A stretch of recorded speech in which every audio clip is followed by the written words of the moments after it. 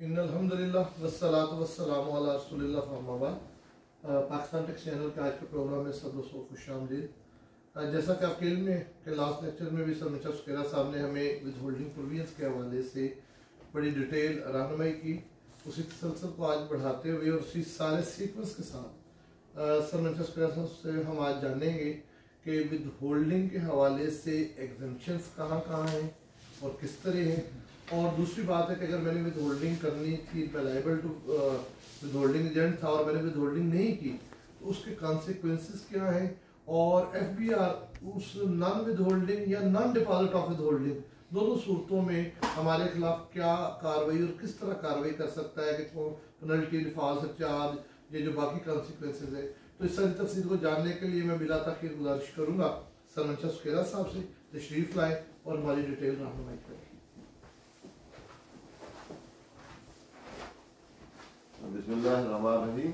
Honourable member of Pakistan take channel, अस्सलाम वालेकुम। जैसा कि आज का टॉपिक है, ऐसे साहब ने भी एक्सप्लेन किया, तो फर्स्ट ऑफ ऑल हम टेकअप करेंगे कि कॉन्सिक्वेंस क्या है नॉन डिटेक्शन के या नॉन विद होल्डिंग या कलेक्शन ऑफ टैक्स के on the prescribe with holding agent या कलेक्टिंग एजेंट या जिस पे भी रिस्पॉन्सिबिलिटी है। तो इसमें बेसिकली जो कॉन्सिक्वेंस है, कॉन्सिक्वेंस तकरीबन 4 या 5 कॉन्सिक्वेंस हैं। फर्स्ट तो वो रिकवरी का है कॉन्सिक्वेंस कि जितना विद होल्डिंग जो डिडक्ट करना था और डिडक्ट नहीं किया, दूसरा डिडक्ट किया है और डिपॉजिट नहीं किया, तो उसकी के रिकवरी जो है वो अमाउंट जो प्रिंसिपल अमाउंट है उसकी रिकवरी के लिए प्रोविजन सेक्शन है 161 और 162। 161 जो है वो जो डिफॉल्टर है जिसपे ओब्लिगेशन थी टू डिडक्ट, अगर उसने ही नहीं किया, डिडक्ट नहीं किया तब, या डिडक्ट किया और deposit with in prescribed time नहीं किया, तो फिर देन उससे रिकवरी की जा सकती है। तो रिकवरी का प्रोसीजर जो है वो सारा हम वन बाय पढ़ेंगे वो 161 में। इसी तरह प्रिंसिपली जो लायबिलिटी है वो द रेसिपिएंट पे है और जिससे कलेक्ट करना था उससे, और डिपार्टमेंट के पास पावर है कि वो इससे अगर रिकवरी नहीं होती तो उससे भी रिकवरी की जा सकती है। तो उसके लिए सेक्शन है 162, तो उसको हम इन डिटेल कर डिस्कस करेंगे। अगर during this process,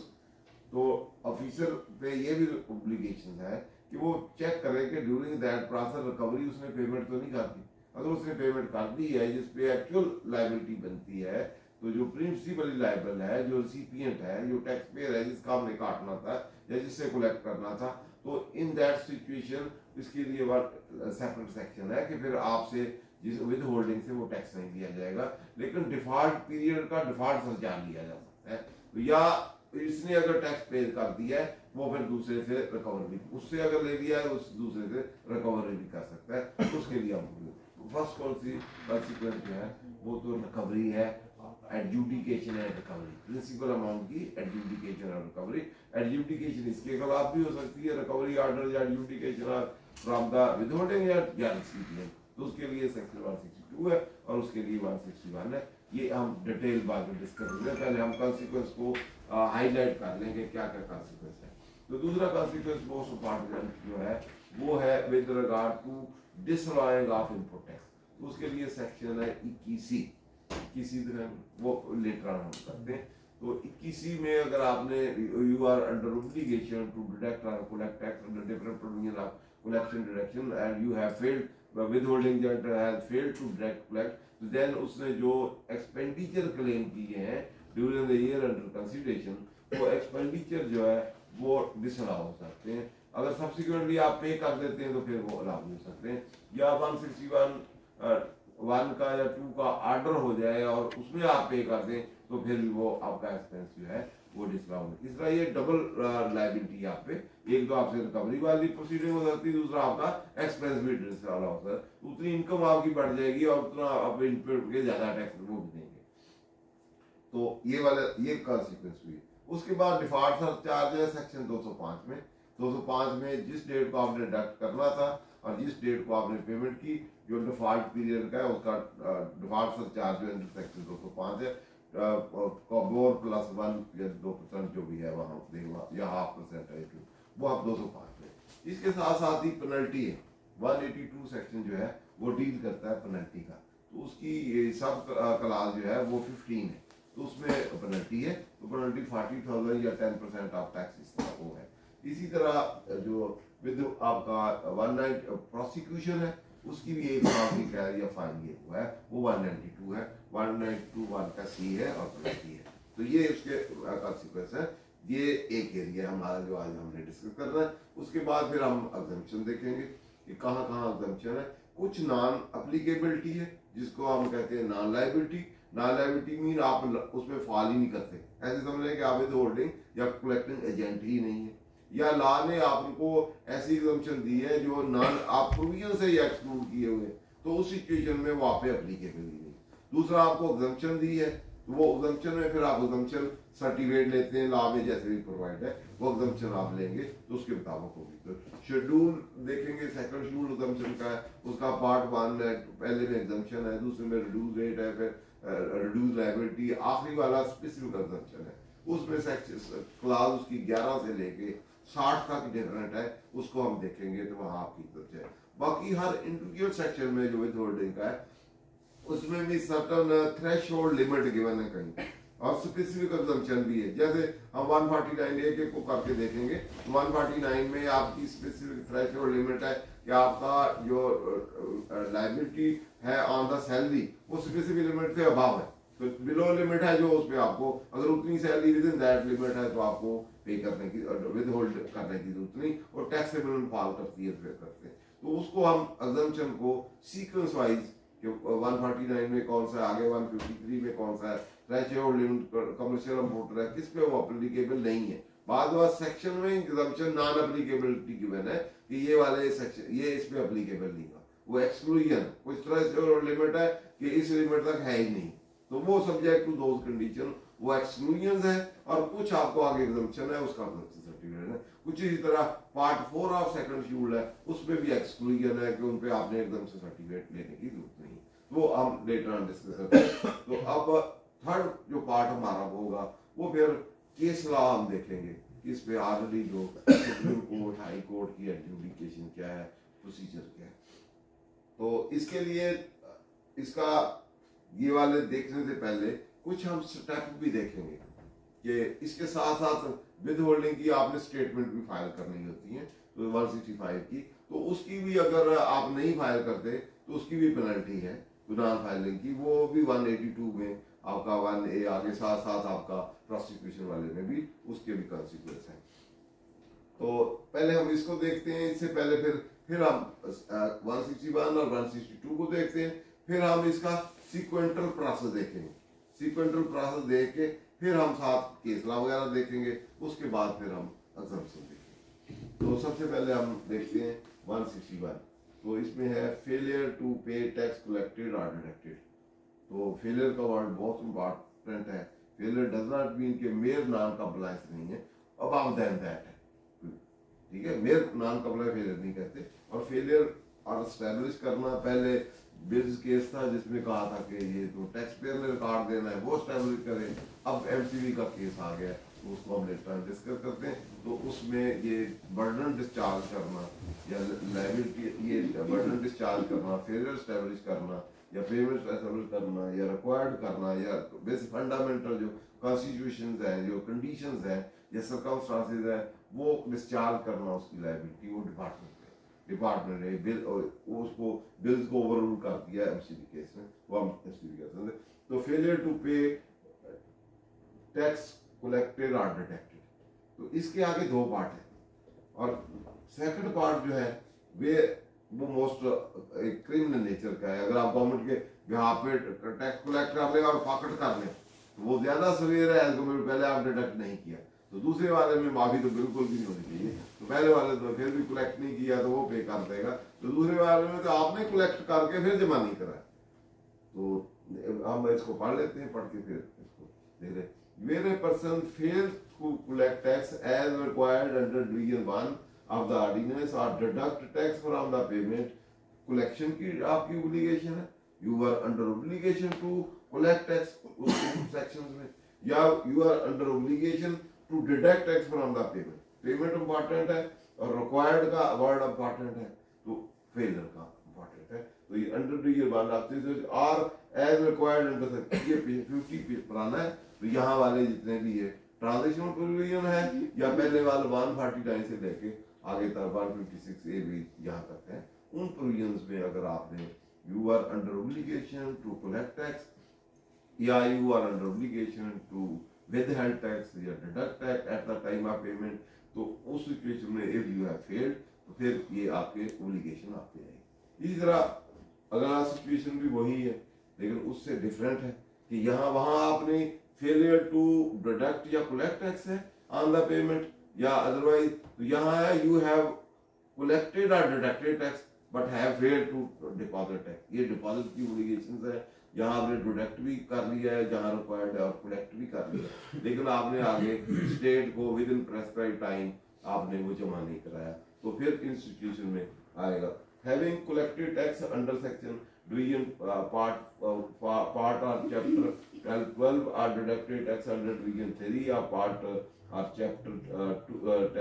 12 fail to pay the tax to the commissioner as required under section 160 important है जिसमें आपने जमा कराना है और उसके रूल्स जो है उसके मुताबिक आपने जमा कराना है। Are having collected tax under section 50 of the ordinance to pay the credit to the federal as required under section 8 of section 50 of the repeal ordinance, तो इसमें जो डिपॉजिट की ऑब्लिगेशन है आपकी 160 में है, तो आपने जो कलेक्ट किया है विद इन जो भी प्रेस्क्राइब टाइम है या आगे विद रूल्स है विद इन दैट आपने वो हमने ऑलरेडी पढ़ा हुआ है, तो विद इन दैट पीरियड जब आपने यू हैव कलेक्टेड और deducted tax and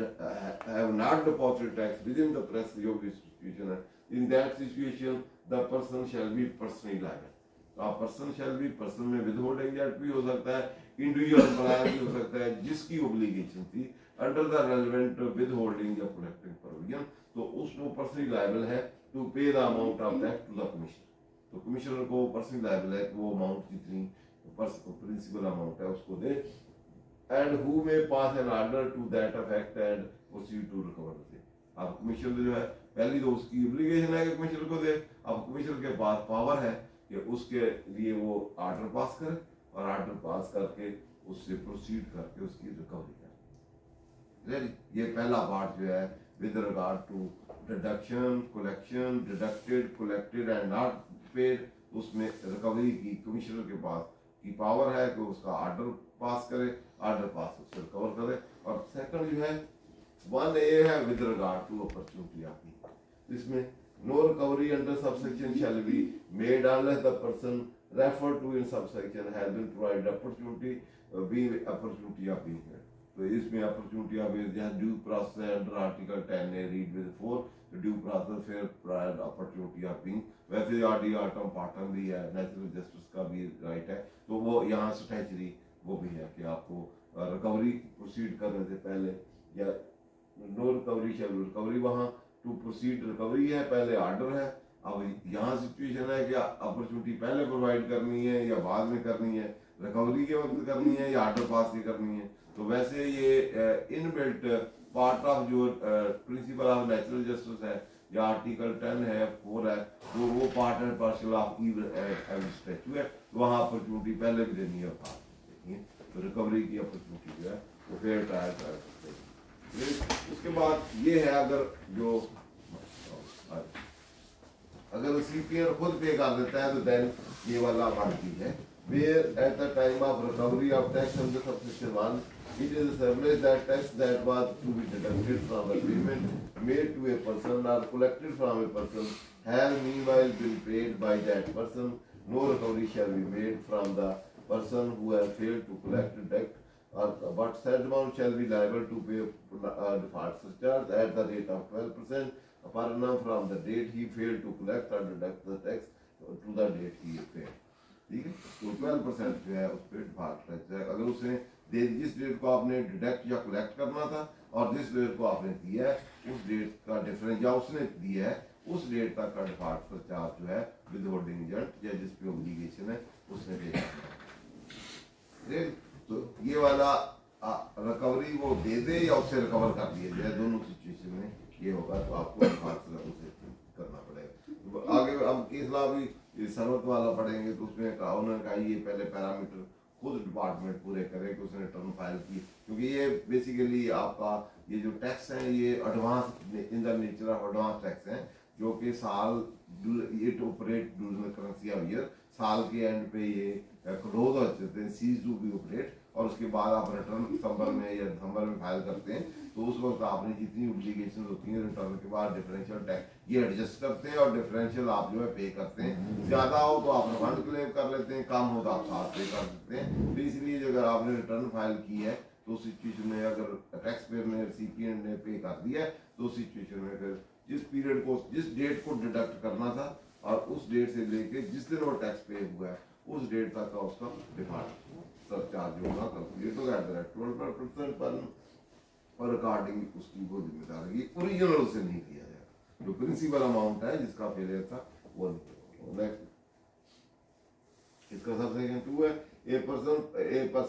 liable to pay an amount of tax under section 1 as a result of failure to collect deduct shall be entitled to recover the tax from the person from whom tax should have been collected or direct। अगर उसने direct नहीं किया, खुद पे कर दिया है, तो जो रिसिपिएंट्स है उससे वो टैक्स ले सकता है, क्योंकि ओरिजिनल रिस्पांसिबिलिटी उसकी है। Clear? With holding collecting agent जो है अगर उससे गवर्नमेंट ने या एफपीआर ने टैक्स ले लिया है, लेकिन वो फिर आगे जिसकी एक्चुअल रिस्पांसिबिलिटी है उससे वो ले सकता है, सिविल सूट करेगा, सिविल सूट ही करके ले सकता है। वैसे तो डिपार्टमेंट इसमें नहीं होगा, वो कहेंगे ये आपके बिहाव है, क्योंकि उसका क्रेडिट उसने लेना है, एडजस्ट उसने करना, इसलिए फॉर द टाइम बीइंग इसकी तो एक रिस्पांसिबिलिटी थी कलेक्ट करके जमा कराए, जमा नहीं कराया तो इस पे ऑब्लिगेशन आगे के पर्सन इसने दे दिया, अब दे दिया तो ये उससे ले सकते, वो सिविल रूट करेगा। थर्ड है the commissioner may after making calling to, ये जस्ट लाइक आपका 122 ये जो है, अगर ऑर्डर हो गया एक दफा रिकवरी वाला ये सब हो गया तो उसके बाद भी कोई लकूना रह गया है, कोई फेलियर डिडक्शन का था या कलेक्शन का था वो उसमें कवर नहीं हुआ, तो 122(5)(a) वाला जो है तो यहाँ भी वो रीजनल जुरिडिक्शन दी है कि दोबारा भी ऑर्डर हो सकता है रीओपन करके। तो commissioner by making or calling to make such inquiry as deemed necessary amend or further amend order of recovery subsection 1 if he considered the order erroneous insofar as prejudicial to the interest of revenue। तो दो condition जैसे वहाँ होती हैं वही दो condition है, तो वो प्रेजुडिशियल और erroneous है और prejudicial to the interest of erroneous and prejudicial दोनों trend condition at the same simultaneously exist होंगी, या erroneous भी हो, erroneous mean error of law हो, फैक्ट हो, कोई भी हो तो वो हो, और दूसरा अगेंस्ट द स्टेट हो। ठीक है, तो लीगली अगेंस्ट द स्टेट है, दोनों कंडीशन फुलफिल करनी है, अगर एक फुलफिल्ड है एक नहीं है तो फिर एक अनवोक नहीं होगा, सिमिलरली कोएग्जिस्ट करें दोनों कंडीशन, ट्विन कंडीशन, तो देन ये अनवोक हो सकता है। Provided that the order recovery shall not be amended unless and, इसमें फिर अपॉर्चुनिटी जैसे ऊपर रिकवरी ऑर्डर के लिए अपॉर्चुनिटी है और रीओपनिंग के लिए रिवीजन जुरिडिक्शन देने के लिए फिर opportunity of being heard, fair trial due process जो वो फॉलो किया जाएगा, दे के फिर उसके बाद किया जाएगा। फिर ये है विद रिगार्ड टू खत्म हो गए है। इसके बाद है 162 recovery of tax from the person from home tax was not collected, recipient जो है या जिससे कलेक्ट करना है, डिडक्टी जो है तो उस where a person fail to collect deduct tax of chapter so as the payment required under section, the commissioner may pass an order to that effect and recover the tax not collected deducted from the person from whom tax should have been collected deducted to whom payment was made। तो commissioner के पास power है कि जो रिसिपिएंट्स है या जिससे tax collect या जिसका डिडक्ट करना था उसके खिलाफ भी ऑर्डर पास करे और उससे रिकवर कर दे। तो क्वेश्चन ये राइज होता है कि क्या दोनों के खिलाफ भी ऑर्डर करके दोनों से रिकवर हो सकता है? दोनों से नहीं हो सकता, दोनों में से अगर इससे होगा तो फिर वहाँ 1B था तो उस सिचुएशन में उसकी कोई ऑब्लिगेशन नहीं होगी और उसको डिफॉल्ट से चार्ज उससे लिया जा सकता है, टैक्स उससे भी लिया जा सकता है, उससे ले लिया जाएगा तो वो इससे सिविल सूट से इससे ले सकता है। बेसिकली रिसिपिएंट जो है या जिससे कलेक्ट करना है फंडामेंटली ओरिजिनली और प्रिंसिपली ये उसकी ऑब्लिगेशन है टू पे, लेकिन वो तो फॉर द टाइम बीइंग है, वो कलेक्टिंग एजेंट है या विदहोल्डिंग एजेंट है, उसने कलेक्ट किया उसने स्टेट को दे दिया, उसका क्रेडिट भी रिसिपिएंट ने देना है जो ओरिजिनली लायबल टू पे टैक्स है, ये क्योंकि एडवांस टैक्स है फॉर द टाइम, इसलिए तो इसलिए इससे भी लिया जा सकता है। अगर इसने दे दिया है तो फिर नहीं लिया जाएगा, रिटर्न फाइल कर दी, टैक्स दे दिया फिर नहीं। अगर इनका प्रोसेस है तो इससे भी लिया जा सकता है, या उससे लिया जाए तो वो फिर इससे ले सकता है, और डिफॉल्ट पीरियड का डिफॉल्ट। और further recovery of tax under subsection does not absolve the person who feel that deduct. अगर इससे ले लिया तो इसका ये मतलब नहीं वो उसका खत्म हो गया तो उसको उससे लेना ही नहीं है, लेकिन उससे वो जो वहाँ 1B हमने पढ़ा है उसके मुताबिक डिपार्टमेंट चार्ज होगा, या उसका एक्सपेंस डिसअलाउ नहीं होगा। लेकिन यहाँ लिखा हुआ है, लेकिन वहाँ रेलेवेंट सेक्शन में एक्सपेंस अलाउ हो जाएगा। रिकवरी आप इसकी रिकवरी को नहीं खत्म होगा, लेकिन उससे वहाँ जो डिसलाएंगे उसको हम पढ़ेंगे, तो वहाँ कोई भी पे कर दे, ये कर दे, वो कर दे, तो उसी चीज पे फिर एक्सपेंस अलाउ हो जाएगा।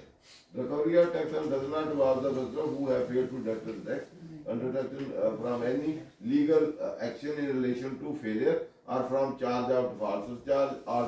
disallowing of deduction for expenses to which failure relate as provided for under the action। यहाँ उन्होंने कहा कि रिकवरी जो है रिसिपिएंट से या जिससे डिडक्ट करना था, अगर वो फिर उससे रिकवर कर लिया है तो वो इन चीज़ों को जो विद होल्डिंग एजेंट है या कलेक्टिंग एजेंट है उसकी लाइबिलिटी ऑब्लिगेशन से उसको एग्जोनरेट नहीं किया जाएगा, बल्कि उसकी ऑब्लिगेशन उधर ही रहेगी। उससे डिफॉल्ट चार्ज भी लिया जा सकता है और उसके जो डिडक्टेबल एक्सपेंस जो अदरवाइज है वो भी उसी तरह रहेंगे। तो अब हम उधर देखते हैं, ये पेमेंट का एवरी पर्सन कलेक्टर इसकी लाइबिलिटी टू पे 160 वाला ये भी इम्पोर्टेंट है। 164 वाला ये सर्टिफिकेट इशू का, इससे पीछे 160 का था पेमेंट का मतलब जिसका उसमें भी करना था। अब हम आ जाते हैं 21 में।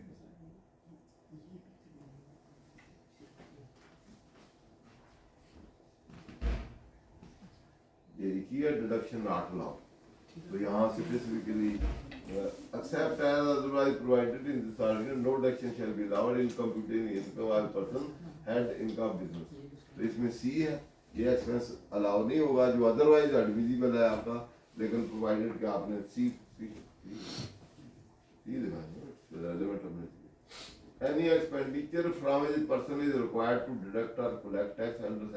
under part 4 of chapter वही चल रहा, unless the person has paid are deducted and paid the tax as required under duty।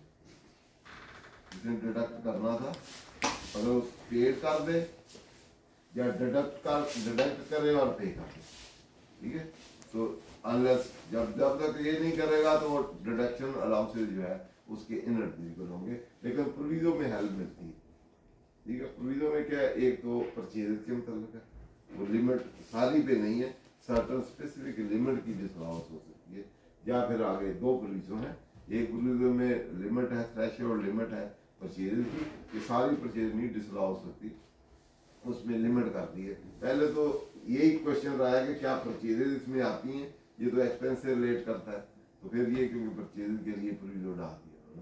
ये प्रोवाइडेड सारी परचेज डिसअलाउ कर दें, मतलब सेल पे टैक्स हो गया, बाकी तो कोई चीज अलावा ही नहीं, तो सेल पे टैक्स सारी पे लगा दें, तो वैसे इलॉजिकल लगता है। तो बहरहाल स्टैच्यू अगर कोई स्पेसिफिक कंडीशन या कोई चीज लगा दे तो दैट शुड बी उसी तरह टैक्स दे। तो provided that the disallowance in respect of purchase of raw material and finished good under this clause shall not exceed 20% of the purchase और raw material and finished good. तो 80% permissible है और 20% उसका जो है फिनिश्ड गुड का जो value का वो आपका डिसअलाउ सकता है। और 80% आपका एडमिसिबल है, 20 आपका अगर आपने डिडक्शन नहीं की परचेज पे या फिनिश्ड गुड परचेज करने पे तो 20% आपका डिसअलाउ किया। उसके बाद most important provided that further that the recovery of any amount of tax under section 161 shall be considered as a tax paid. ऊपर लिखा ना टैक्स पेड, अगर 161 या 161 में इससे ले लिया जाए या वहाँ 162 में था कि उसने दिया है तो वो अब्सॉल्व नहीं करे, लेकिन यहाँ अदरवाइज उसने कंट्री हो गया, तो अब क्योंकि यहाँ उसने अलाउ कर दिया है तो ये वाला अलाउ हो गया, तो वो अब ये इस पे नहीं होगा, क्योंकि वो नहीं है। ये क्या कह रहा है जो इस्लाम ये कह रहा है कि जब उसने वो पे ट्रीट हो जाएगा और फिर डीमिंग पर भी जहाँ हो तो डीमिंग पर भी ज्यादा पावरफुल ओवर राइडिंग होते हैं, तो यहाँ ट्रीटेड टू बी पेड है, उन्हें ऐसे समझा जाएगा जैसे उसने पे कर दी। जब पे कर दिया तो वो फिर आपका एक्सपेंस जो है वो, क्योंकि अदरवाइज ये डबल डबल टैक्सेशन थी। एक आपसे वो ले लिया, दूसरा एक्सपेंस आपका डिसअलाउ करके उतनी इनकम बढ़ाई तो अगर आप पे 33% टैक्स लगता है तो उतनी अमाउंट पे 33% भी टैक्स लगा दिया। एक अमाउंट भी ले ली, 33 भी ला लिया और 10% फिर पेनल्टी भी ले ली और प्रोसिक्यूशन भी कर ली। और डिपार्टमेंट कोई ना रिकवरी करे या अदरवाइज ना करे तो फ्री ऑफ दी। ये स्लेवरी वाला एक कंसेप्ट दिया गया। एक तो विद होल्डिंग एजेंट है, उसकी ओब्लिगेशन भी नहीं है, उसमें एक एडिशनल ओब्लिगेशन दी है और ना उसकी कोई रेम्यूनरेशन है, ना उसको उसकी कास्ट भी बेयर करनी है, लोग भी रखने हैं, सारा रिकॉर्ड भी देना है, स्टेटमेंट भी देने, लेकिन उसकी रिटर्न जो है वो विद होल्डिंग एजेंट की कोई नहीं है। और पेनल्टियां उस पर मल्टीपल पेनल्टी, एक दूसरी लेनी है, डिफॉल्टर चार्ज लेना है, एक्सपेंस डिसअलाउ के 33 या कंपनी है तो फिर 35% टैक्स भी कर देना उतनी इनकम बढ़ा के, तो साथ फिर पेनल्टी भी, फिर प्रोसिक्यूशन भी, ठीक है। तो उसके अगेंस्ट रिवार्ड रेम्यूनरेशन या कुछ।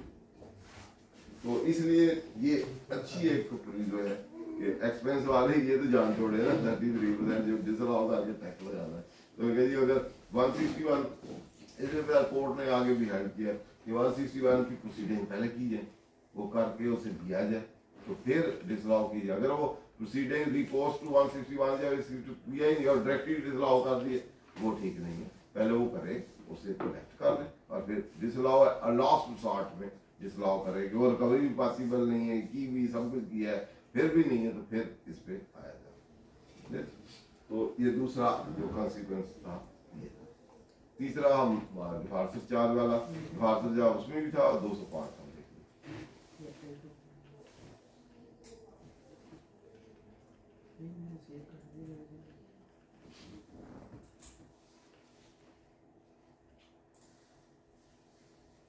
होल्डिंग वाले प्रोवाइजो है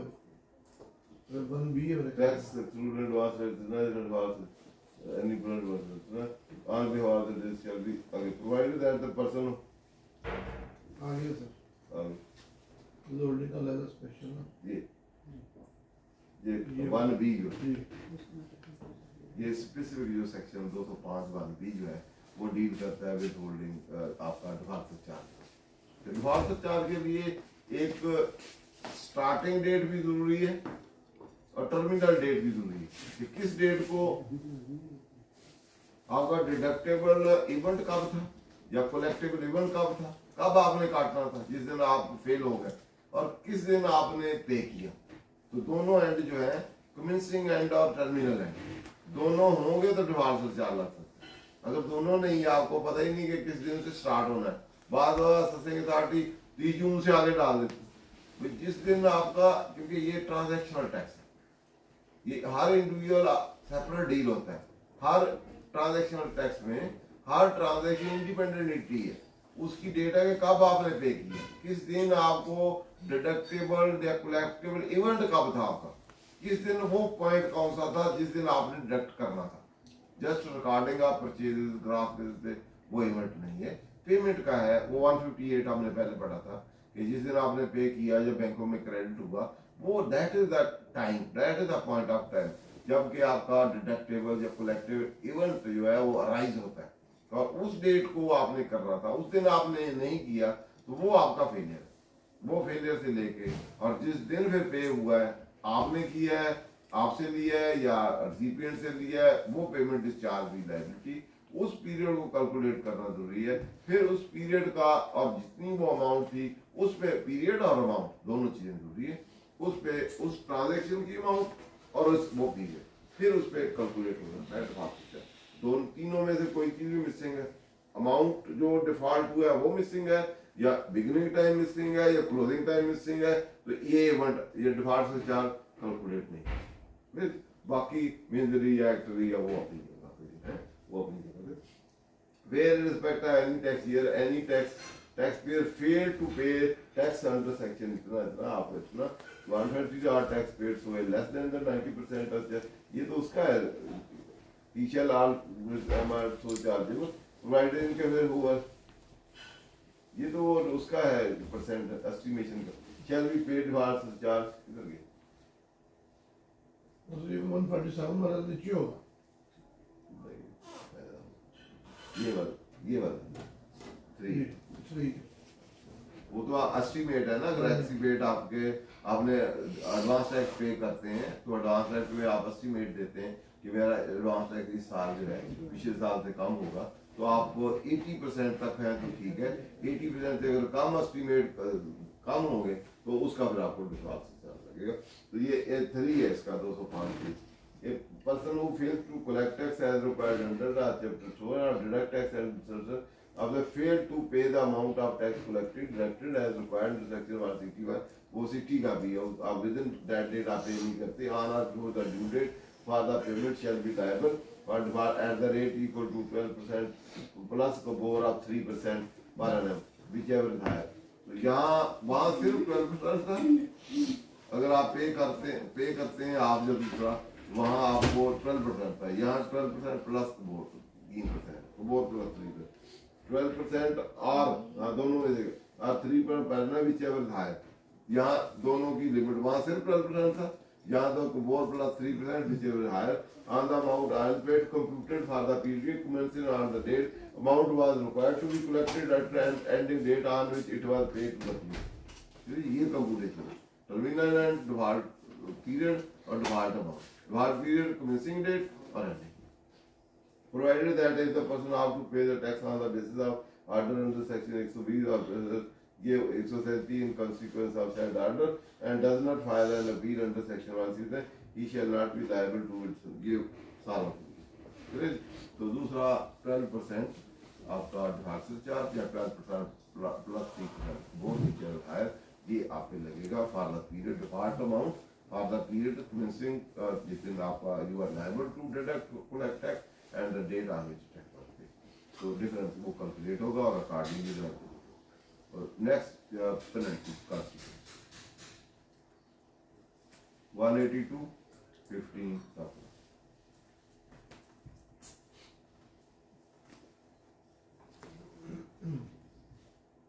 इसमें वन में भी पहले देखते जाते हैं। वन है ये वन है where any person fail to furnish statement as required under section 165, 166, 165 always be within the due date. जो due date prescribed rule of जो है उसमें नहीं फाइल करता तो सच पर्सन शैल पे पेनल्टी ऑफ 5,000 रुपये if the person has already paid the tax collected directed within the due date for payment and the statement is filed within 90 days from the due date of filing of statement, and all other case have penalty of 2,000 for each day of default from the due date subject to minimum penalty of 10,000. Provided that it stands always that no tax was required to be deducted during the relevant minimum amount of penalty shall be 10,000। ठीक है, जहाँ आपने कोई नहीं है तो 10,000 या वो दोस्त लेके दे दी तो उसके बाद अगर मैं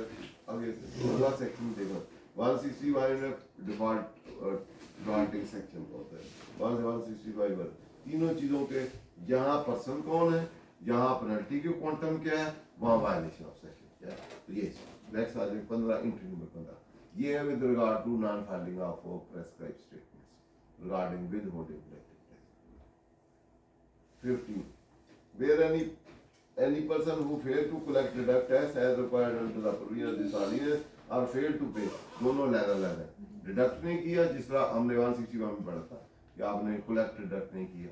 तो या आपने डायरेक्ट वेल्थ किया and you have failed to deposit of pay the payment within 2 time as required in section 160, such person shall pay penalty of 40,000 रुपये, 40,000 आपको पेनल्टी लगेगी और 10% of the amount whichever is higher, दोनों में से जो higher होगा 40,000। तो या आपको जो मिनिमम है अगर ज्यादा बनती है जो हायर होगी या आपका 10%। डिवीजन 1 3 है और डिफॉल्ट जो है 4 है, चैप्टर वो है 4। ठीक,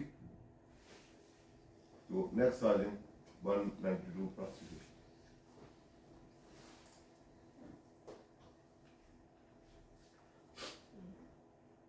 एनी पर्सन हु मेक्स नीचे आ जाए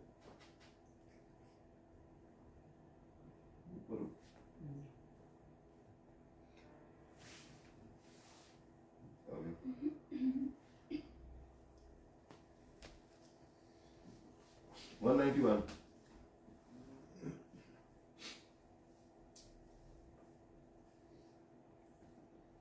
191 है 191 पे non compliance certificate every person who fail to reasonable excuse, इसमें मोस्ट मैटर है तो वो क्योंकि ये ज्यादा सीवियर होता है, कैपिटल में टाइप होती है, तो इसमें एक्सक्यूज है अगर पास रीजनेबल काज या बोनाफाइड काज है आपके पास, नॉन फाइलिंग का या नॉन डायरेक्शन का, तो फिर ये प्रोसिक्यूशन नहीं होगी। इसमें word specifically without reasonable excuse, अगर आपके पास बोनाफाइड रीजनेबल कोई एक्सक्यूज है किसी वजह से आप नहीं कर सके वो एक्सप्लेन करें तो ये प्रोसीड नहीं कर सकता। अगर विदाउट दैट आप फेलियर है आपका, तो फिर इस सिचुएशन में seek comply with obligation under chapter 1 और चैप्टर 2 कलेक्टेड टैक्स पे टैक्स टू द, ये सी वाला जो है इसमें सी वाली ऑब्लिगेशन जो है, अगर ये आपका फेलियर है तो फिर नीचे आपको पनिशमेंट जो है नीचे ये शैल कमिट ऑफेंस, फिर अगर आपने ये काम नहीं किया तो it will be treated as a offence punishable on conviction with a fine imprisonment for a term not exceeding 1 year or both, ठीक है। फाइन भी हो सकता है, 1 साल की कैद भी, या दोनों भी हो सकते हैं, तो दोनों 1 साल की कैद विद और फाइन दोनों या दोनों। तो अगर आपको कन्विक्शन हो जाती है तो स्पेशल जज ट्रायल करता है, पहले आपका केस जाता है, कंप्लेंट जाती है, उसके बाद ये आपके कॉन्सिक्वेंस है with regard to non deduction, non collection and collected directive but not situation में ये बात, ठीक है। तो नेक्स्ट अलार्म हम देखते हैं अब सैलरी का पता ही है कि लिमिट ये है 6 लाख 6 लाख सालाना तक। उसके बाद आपके इंपोर्ट में स्पेसिफिक एग्जम्पशन है, कोई इंडस्ट्रियल अंडरटेकिंग है, ये हुआ है वगैरह। 153 में 2 लिमिट है, वो हम देख लेते हैं। फिर उसमें तीसरा आपका वो कमर्शियल इंपोर्टर वाला भी है 153 का 75,000 गुड्स पे और 30,000 की लिमिट है, और 1 साल में एक बंदे से उस लिमिट से कम होगी तो लगेगी। और उसके बाद आपका आगे नेक्स्ट है देखते जाते हैं ये for sale of goods including instalment except where payment is less than 75 पे लगेगा, उससे कम हो in case of aggregate during a financial year. फिर आगे rendering of services except payment is less than 30,000 in aggregate during the financial year. 1 साल में एक बंदे से काम, ठीक। इस तरह रिपोर्ट का तो स्पेसिफिक है, रिपोर्ट के तो जनरल है जिसमें उसको छोड़ना। आगे क्या है 155 में भी सर इस तरह है 5, इसका सब 5 हम देख रहे हैं लिमिट हम ये सब section 1 shall not apply, with section इन पे एप्लीकेबल ही नहीं, ठीक है।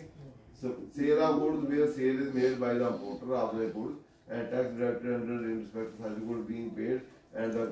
Goods are sold in the same condition as they were imported. ये कंडीशन थोड़ी लगती है, तो ये सेक्शन एप्लीकेबल है, ठीक है। और इसके साथ साथ क्लास 47 भी इसी तरह ही 47A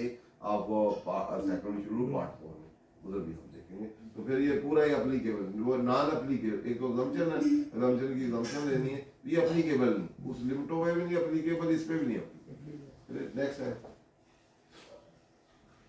refund of any security करनी, तो उस पे भी एप्लीकेबल, बाद रिफंड करोगे इस पे करें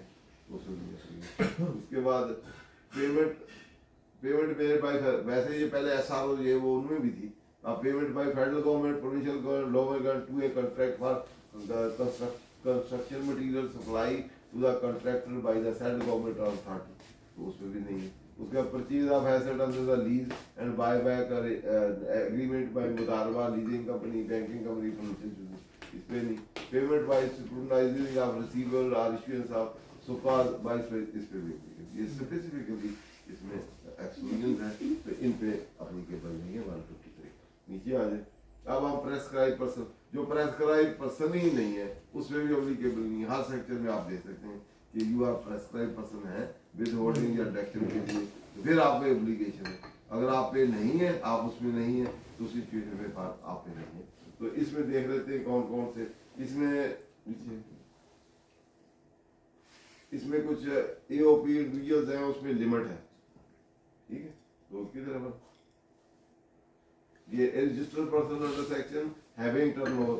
registered person है turnover having turnover इतने million or more in a तो उस पे applicable, उससे कम है तो फिर applicable नहीं होगा। इस तरह person driving construction से तो है ही, वो एक और लिमिट वाले इंडिविजुअल टर्नओवर 1 मिलियन वो 100 मिलियन से लोअर है इंडिविजुअल तो उस पे इसकी एप्लीकेशन नहीं है। तीसरा फर्म की कोई है ऊपर है इंडिविजुअल एंड एओपी करता है और इंडिविजुअल पर्सन की ऊपर है ना बेटा देखें एस ओसी एसोसिएट पर्सन है turnover 100 million we are in name of the proceeding tax. तो इसी तरह इंडिविजुअल हैविंग इस तरह सेल टैक्स तो इन पे लिमिट है, इनसे इस लिमिट या अबाव होगी तो देन वो एप्लीकेबल होगा सेक्शन, कम होगी तो फिर एप्लीकेबल। चलो नेक्स्ट इधर रेंट वाला है 3 लाख की लिमिट है, 15 लाख है तो वो प्रेस्क्राइब्ड पर्सन के लिए हाँ। इंडिविजुअल एओपी में, लेकिन रेट के अंदर 3 लाख से स्टार्ट होगा। 3 लाख तक आप रेट नहीं है, बाकी आपका 15 लाख है। ये दो चीजें मिला के प्रेस्क्राइब और रेट को जी दोनों आप रेट भी देख ले किस तक नहीं है, उससे कम है तो नहीं होगा, दूसरा आप देख ले कि कितनी लिमिट है कहाँ तक, बाकी प्रेस्क्राइब पर्सन है नहीं है उसमें आप देख इस तरह बाकी भी आप देख सकते हैं। तो एकदम चल अब हम चलते हैं मेन जो पार्ट 4 पे, तो 11B क्लास से लेके 60 तक जो है मोस्ट इम्पॉर्टेंट है ताकि आप वो उन चीजों को नहीं बाकी एकदम से ड्यू डेट तो अपनी जगह पे हैं, तो इनको हम सारी को एक यूजुअली हम अदरवाइज देखते नहीं है ये कहाँ जंक्शन है। तो इस तरह आज हमने जिस तरह इसका सबसे फाइल और प्रेस्क्राइब पर्सन जो है उनको देखा है, लिमिट देखी है, वो फिर आपके प्राइवेट। तो अब 11B से लेके एंड तक हम गो थ्रू होते हैं, देखते हैं कि कौन कौन सी विद होल्डिंग जो अदरवाइज ऑब्लिगेशन है उसकी एक्सक्लूजन है, उस पर नहीं एप्लीकेबल होगी या व्हाट एक्सटेंट नहीं है।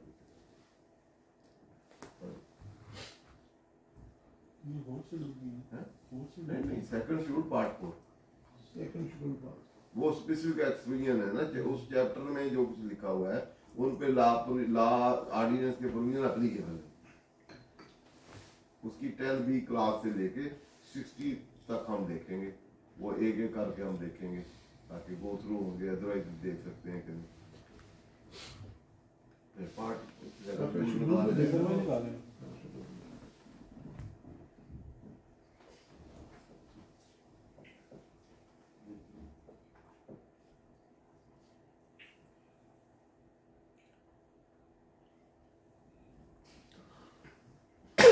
पीछे गुजर गई है, इसके बाद आएगी यहाँ ये खत्म हो गई वो आएगी। 11B The provision of section 150 shall not apply in respect of inter-corporate dividend within the group company entitled to group section the section 69 subject to the condition that the return of group has been filed for the latest completed tax. 150 की not applicable. Provision of section 151 shall not apply in respect of inter-corporate profit on debt within the group company entitled to group protection ये वो subject to the has modified completed provision section 100C ये छोड़ दे। The provision of section subsection B of section 2 of 3 shall not apply to the payment received by Sui Northern Company and Pakistan Energy Terminal from the Sui Northern Company on account of the gasification charges। उसके बाद the provision of section 21A इसको छोड़ देते हैं। ये 53 भी provision section C of subsidy shall not apply with agriculture produce agriculture other buying करते हैं purchase directly from the grower of such produce subject to certified by the grower to the withholding agent in the following format जो certificate agriculture food। The provision of section 150 shall not apply to the dividend paid to transmission line project and transmission line policy to other। The provision section 150 shall not apply to the import of the following goods for the period of this ये different goods हैं इसके। चलिए आगे जल्दी। The provision section shall not apply to the import of 30 million adult 3x plague kids masks received by humanitarian commissionerate assistant from the like distribution of personal or vegan government up jata. Provisions are 148 shall not apply to the person importing passes for the period commencing from this date to the provisions what shall not apply the import of in drug remdesivir 100 mg injection ये medical उसके provision of section will not apply to the person importing medicine or medical for treatment or life threatening are red seed not manufactured in the Pakistan subject to the following conditions. The provision of section 1 shall not apply on the 1.5 million tons of wheat having PTC heading so cabinet the provisions what shall not in pursue cabinet decision and so are not applied to the import by the trading corporate Pakistan metric ton of wheat sugar having PTC headings also. Provisional section shall not apply on the import of following goods for a period of 3 months starting from 23rd day of using. Specific को खरीदनी होगी किसी ने उसको उन्होंने कहा कि नहीं लगा. Provisional shall not on the import of 43x micron spray anti-local operation respective national disaster management authority. The provisional section of 48 shall in pursuit of covered seas not apply on the import of 300,000 metric ton of wheat through intending process by the trading corporation. The provision shall not apply on the following by manufacturer oxygen for a period of 3 months starting from the next. The provisional section 153 shall not apply. लोग पढ़ लेंगे case law पे अगर आगे हैं case law पे आगे तो लोग इसमें आगे इम्पोर्टेंट है ये अभी 148 की है. One shall not apply on the import of goods for 180. Next the provision 148 वाली है ये इसमें बहुत सी आप देखेंगे पुराने सालों सारे उसमें है बहुत ज्यादा है तो साल पर साल की है सारी.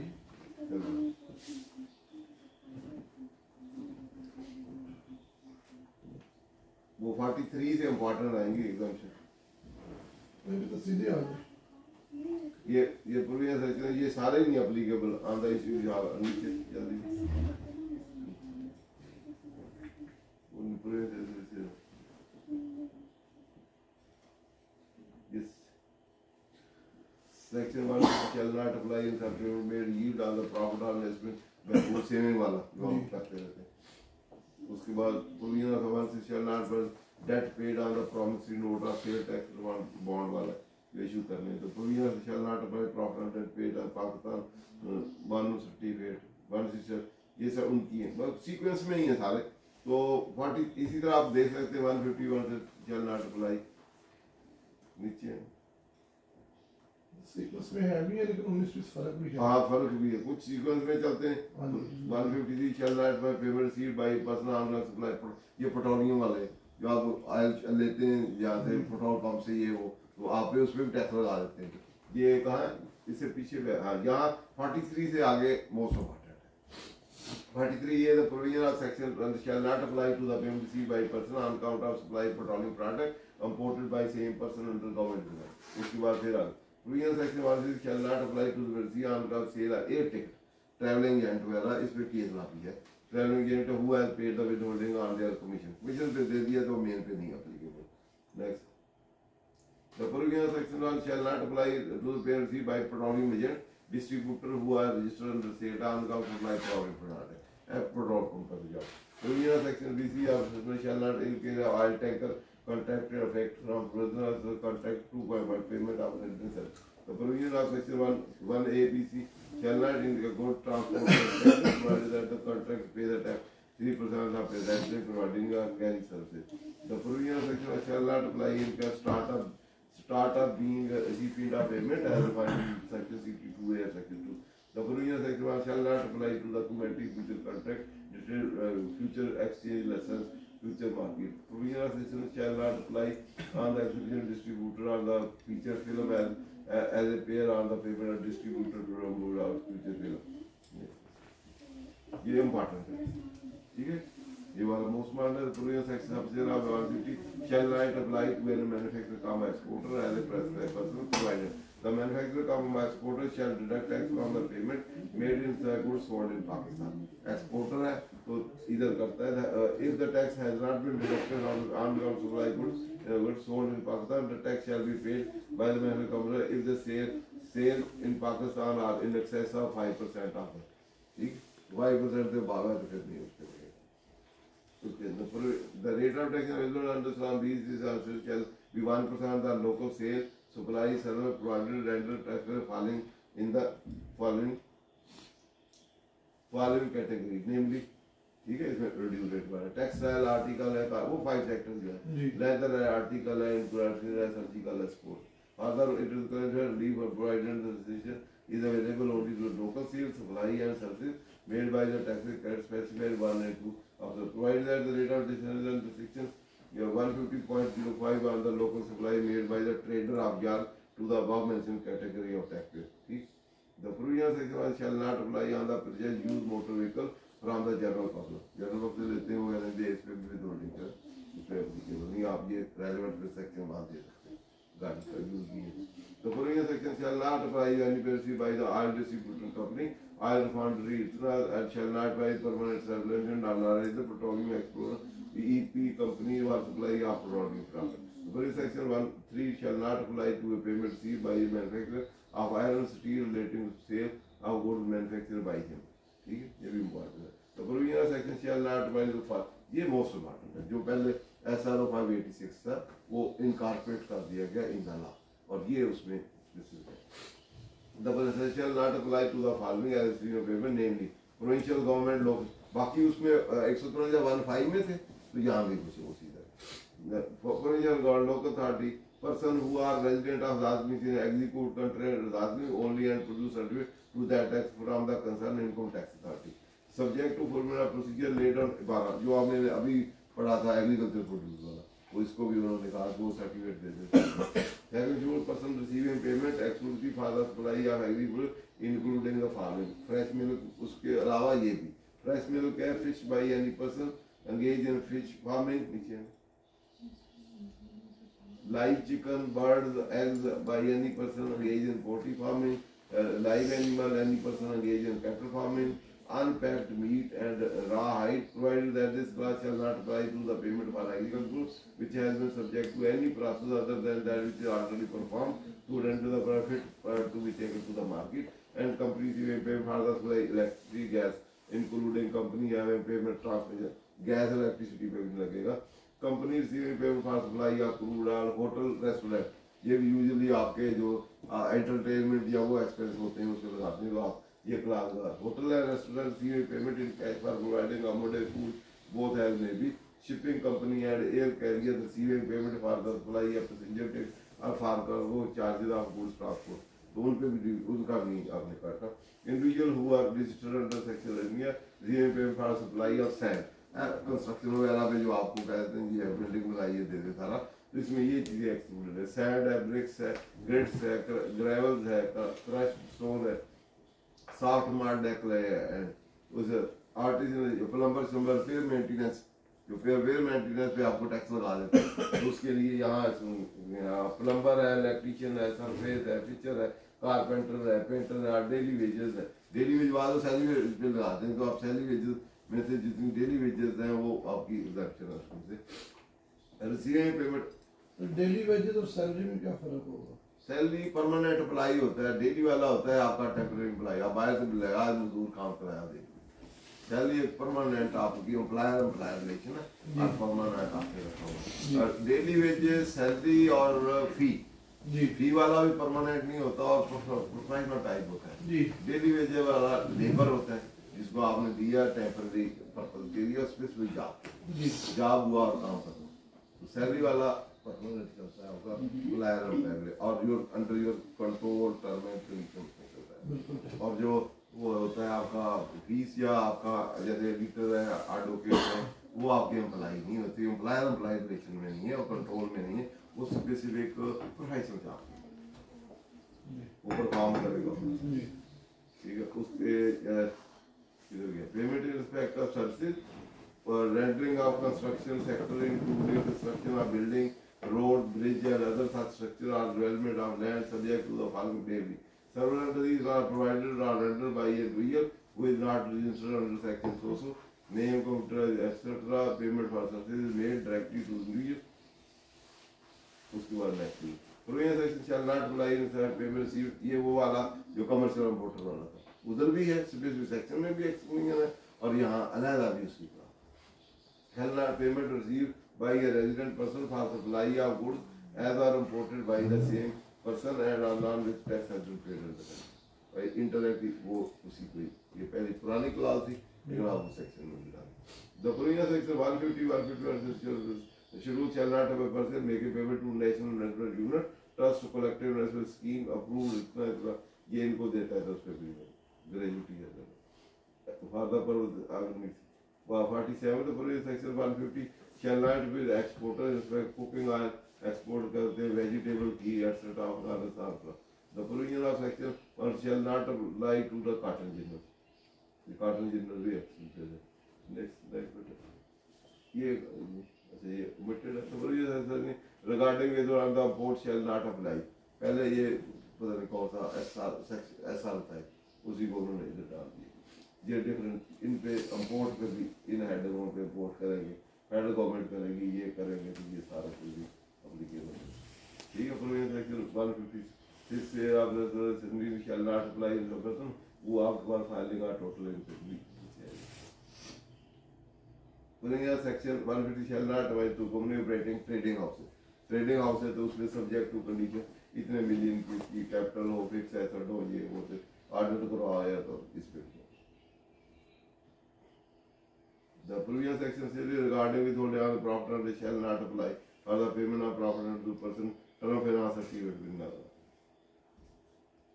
the previous section 150 shall not apply to a fully as well as a party designed assembled cyber device for the use in the country as verified camera digital. Our previous section 110 not import plant machinery equipment dumper special purpose motor vehicle imported for part of construction supply etc. उसके बाद previous section not apply shall upon the construction material used for a maximum इतना million rupee imported China वाली use करते हैं ये बार 48 use करेंगे 60C shall not apply to the equipment furnished installed rail-based different specific project shall not produce not about the capital equipment defined in special technology zoom वाली जो है zoom के लिए आप अप्लाई करेंगे तो ये है not around the mobile phone broad personal baggage under provision section जहाँ पर these were the provisions तो जो not applicable at the time of collection जो एग्जामिशन है इस पे आपको exemption certificate under centre provider नहीं है बाकी एग्जामिशन अगर सेकंड जोन में फर्स्ट पार्ट में या उसमें उसको आप फिर clear thank you very much sir इसमें ये सवाल जो है वो हम अगले वाले में सर इसमें मुझे सैलरी वेजेस और डेली वेजेस इन तीनों में क्या फर्क है अगर जो वेजेस है वो 149 में फॉलो करेंगे डेली वेजेस जो आपका एम्प्लॉई नहीं है तो वो उसमें नहीं फिर फॉलो करेगा लेकिन यहाँ वेजेस सिर्फ थी कंस्ट्रक्शन के लिए आम वेजेस नहीं लेकिन वहाँ आप डेली वेजेस पे एक बंदा आता है तो उसको आप 6 लाख तो नहीं देंगे जी अगर वो परमानेंट आता है फिर वेजेस नहीं सारा साल ही आता तो वेजेस नहीं है हाँ अगर वो टेम्परी आया फिर एक दो आज आया कल चला गया और ये 5-10-15 दिन रहा और वो इंडिविजुअल बेसिस पे सैलरी है इंडिविजुअल बेसिस पे वेजेस इंडिविजुअल बेसिस पे वेजेस आपकी करोड़ों की भी हो सकती है 500 बंदा आपने लगाया आज की वेजेस दे दी ठीक है बंदे बुलाए कि उनको ना शाम लकड़ी है सीएनएसी ले लिया आज का दिन लगाया बस उनकी इंडिविजुअल वेजेस दे दी आज 10,000 भी दे दिया 6 लाख तक तो वैसे टेक्निकली वेज और सैलरी में फर्क रहेगा हाँ है ही है पर वो टेम्परेरी नहीं है वेजेस जो है फॉर द टाइम भी आपने लिया है काफी है बिल्कुल सही ठीक है वैसे परमानेंट भी वेजर हो सकता है उसकी लो सैलरी वाले जो होते हैं स्लीपर की वेजेस भी होते हैं ठीक है लेकिन बेसिकली ये है कि वो परमानेंट उसकी सैलरी इतनी होगी भी 6 लाख तो सैलरी के लिए टर्म किया ना, तो उसकी तो नहीं होगी। तो 6 लाख पर मंथ कितना बनता है? वैसे 50,000 महीना किसी रेजर को देंगे, या एक दिन का कितना बनता है जी सर? नहीं, इसको दो तरह ला के पढ़ रहा हूँ ना। एक है कि जब सेक्शन 21 में हम जाते हैं, वो जो 32,000 पर वाली लिमिट है कि हमें वज़ीफा बैंक देना है, देखो वहाँ पे वेज नहीं है। सेक्शन 21 में है ना, जब 32,000 रुपये पर महीने से ज्यादा आपने देना है तो आपने वज़ीफा बैंक देनी है सैलरी। तो वहाँ पे वेज नहीं है। नहीं, सैलरी की डेफिनेशन क्या है जी? डेफिनेशन 12 में, उसमें हर चीज ही शामिल है, गिफ्ट दो तो वो भी है। हाँ जी, इसमें वेज भी शामिल है, हर चीज शामिल है। लिमिट है सैलरी का, सेक्शन है 12, उसमें से आप एज ए रिलेशनशिप, पहले एम्प्लॉयर रिलेशन है, फिर आपने गिफ्ट दिया, देन वो आपकी सैलरी। रिलेशन नहीं है एम्प्लॉयर एम्प्लॉई, तो फिर नहीं है, फिर वो सैलरी नहीं, फिर वो वेजेस भी नहीं। वेजेस वाला आपका एम्प्लॉई ना होगा ना, है वेजेस हो भी सकता है, अगर परमानेंट रखा है, लो सैलरी है, तो वेजेस वो एम्प्लॉय रिलेशन में वेजेस दे, तो वो सैलरी वेजेस का पार्ट ही। अगर आपका एम्प्लॉय ना हो, आप एम्प्लॉयर वो is not your under control, direction, supervision, rule regulation follow नहीं करता, तो वो आपका एम्प्लॉय नहीं है, उसको पेमेंट देंगे। अदरवाइज वेजेस है, लेकिन एज ए एम्प्लॉय वेजेस नहीं, वो एम्प्लॉय रिलेशनशिप में नहीं। एक बंदा बाहर से आया, he is not under your control, command नहीं है कि रोज ही आपका काम करे, ज्यादा काल के नहीं आता, ठीक है, वो टेम्पररी नेचर है। लेकिन एक बंदा अगर एम्प्लॉय रिलेशनशिप है तो वो फिर आपकी सैलरी वेजेस वो टैक्सेशन, उसको जो भी देंगे वो सैलरी बन जाएगी। हाँ, वो फिर सैलरी वेजेस भी बेशक इवन तो वेजेस भी होगी तो सैलरी का पार्ट है, सारी हर चीज उसकी वेज जाएगी। हाँ, बाकी केस लॉ जो है इस पे अभी दवा सिर्फ केस लॉ ही हम पढ़ेंगे। Thank you. मैं टाइम स्कूल सर मिस्टर सुकेरा साहब का, आज बड़ी खूबसूरती से उन्होंने विद होल्डिंग की जो एग्जामिशंस हैं, जो अमूमन हमारी नज़र से ओझल रहती हैं, और बल्कि मैं सब दोस्तों को रिक्वेस्ट करूँगा कि वो इसको ज़रूर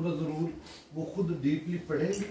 कि जब आपसे क्लाइंट सवाल करता है तो ये जब आपके जहन में होंगी तो तब आप इसके ऊपर ज़्यादा बेहतर और मुस्तनद उसको मशवरा दे सकेंगे। और अपने जो अगला दौर आ चला है, सिस्टम जितने जदीद हो चले हैं, तो अपने क्लाइंट्स को ये यकीनी तौर पे उनसे ये इंश्योर करें कि विद होल्डिंग्स प्रॉपर करें, लाफुल करें, ताकि मुस्तकबिल में उनके लिए कोई कॉन्सिक्वेंसेस को नताए जिस तरह सर ने बड़ी डिटेल से बताए, तो पेनल्टी, डिफॉल्ट, चार्ज, प्रोसिक्यूशन किसी से भी वो बच सके। आज के लिए इतना ही, बहुत शुक्रिया, अल्लाह हाफिज़।